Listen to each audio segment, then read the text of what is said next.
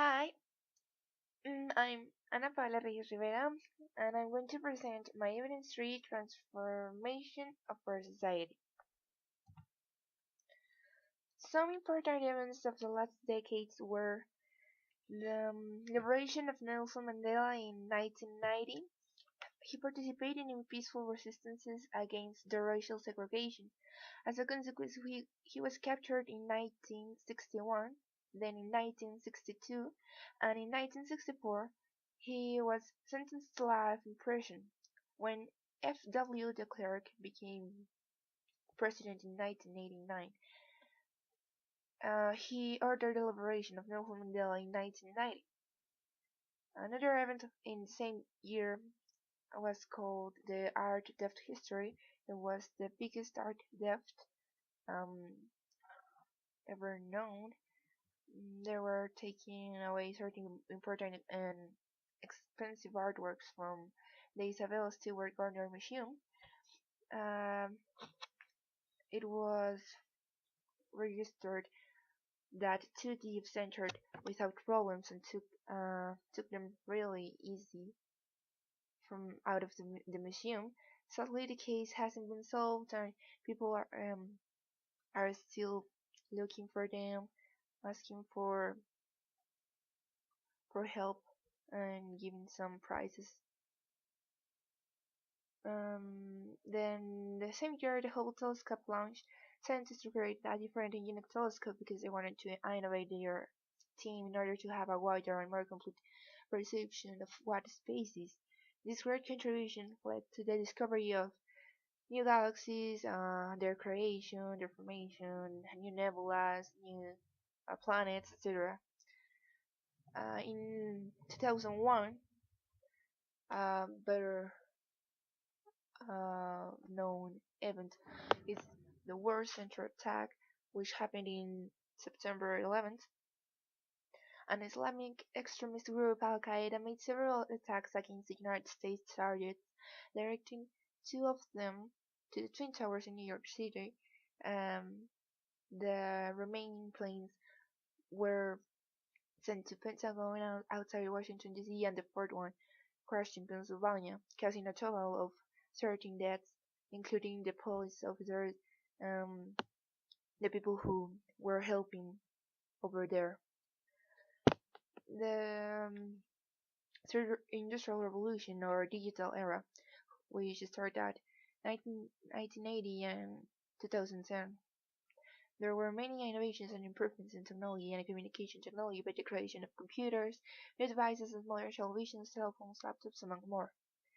In 2002, the dwarf planet Quaoar was discovered, which is a binary dwarf and trans-Neptunian planet which was known in June 2002 for the first time for astronomers of California Institute of Technology.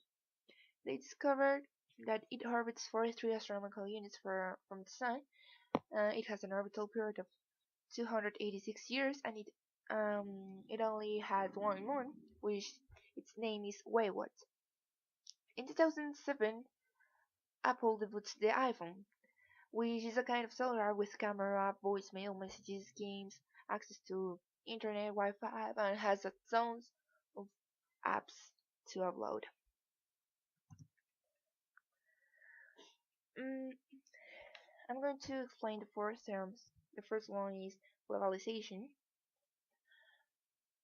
which is a general movement related to finances, economics, trade, and communication.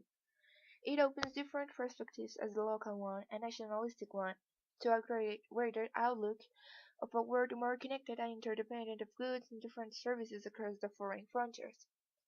Unfortunately, it may hurt if something is indiscriminately applied in economies. Second term is terrorism. The origins of the word were in 1785 to 1795. These years were the first one that this word was primarily being used, and it is considered a tactic, a strategy from Holy Duke, a reaction to operation and an execute several of the abomination, an effective tactic for the weakest member in a struggle, or defendants or support against something.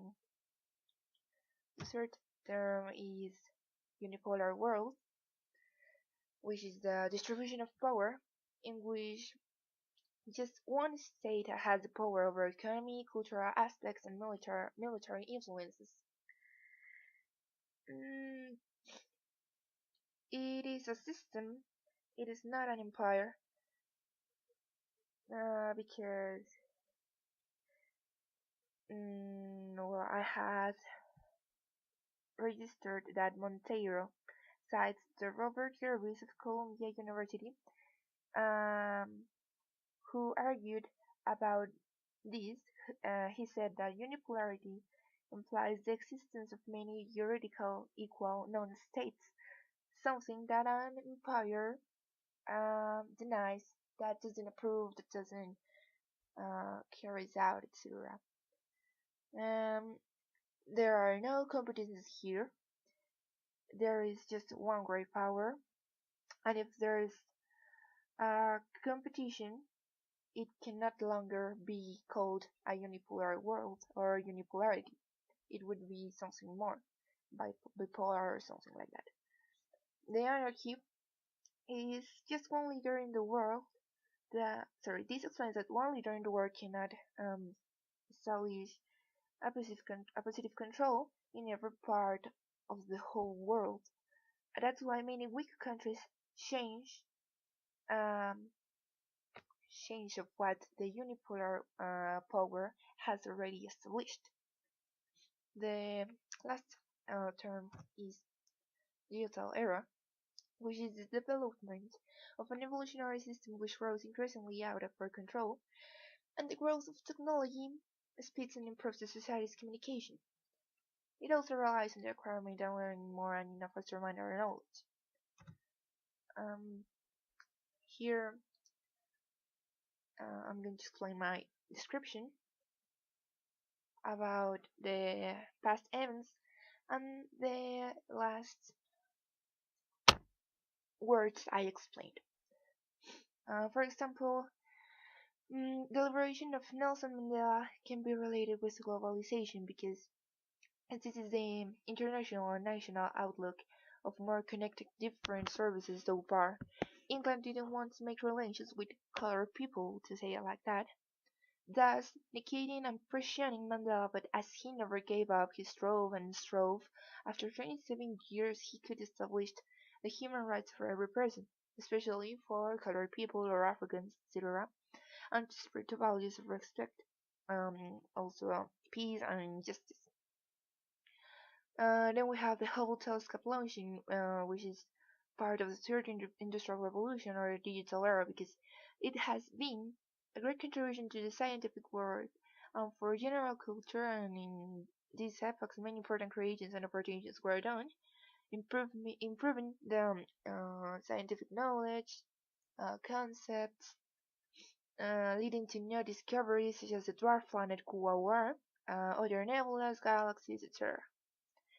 On the other hand, the attack of the Twin Towers and the other planes crashed in Pentagon and in Pennsylvania could have been caused by globalization too, because while the Cold War was in its peak or at its endings, some of the principal leaders were USA and USSR, and once US won, the terrorists wanted to rebel to make the whole world to know and recognize them as a strong group or society who can make decisions, participate in global situations, and that can be a leader too. To say it like that, in order to relate with unipolarity because of the U.S. great leadership. Then, why did the globalization emerged?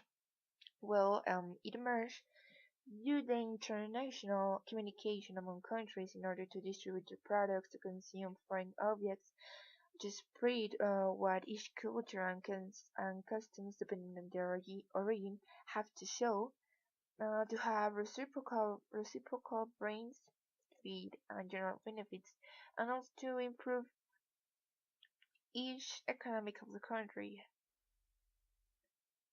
Do you know what caused the terrorist attack of 20th century?